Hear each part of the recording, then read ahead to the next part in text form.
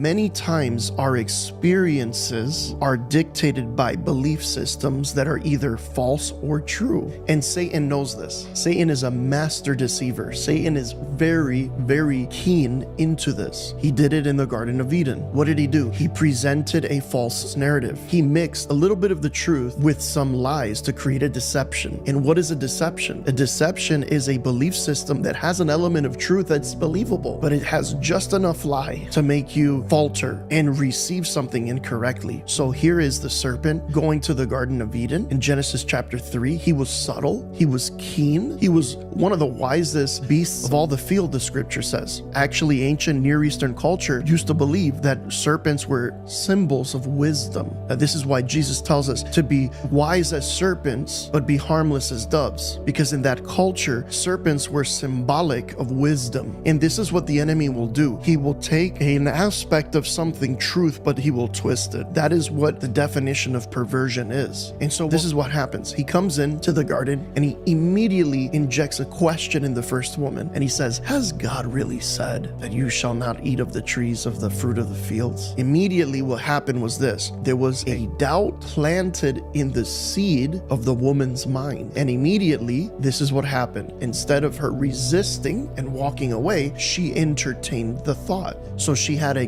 conversation with the father of lies. God knows that you'll be like him. But wait a minute, Genesis 1:26 says that she was already made in the image and likeness of God. And this is what the enemy will do. He'll take certain aspects of truth and he will masquerade it in such a way where you believe it. And so what happens is this. The scripture says that Eve all of a sudden starts to look at the fruit. And the scripture says that it was desirable to her eyes. And she began to desire it for wisdom. So now check this. The lie came in, the false belief came in, and her experience now changed from we shouldn't touch that tree to I now am craving something. She began to experience based on this lie and began to partake and wrongly experience something based out of a wrong belief system. There's always a tree planted in front of you, the tree of life and the tree of lies.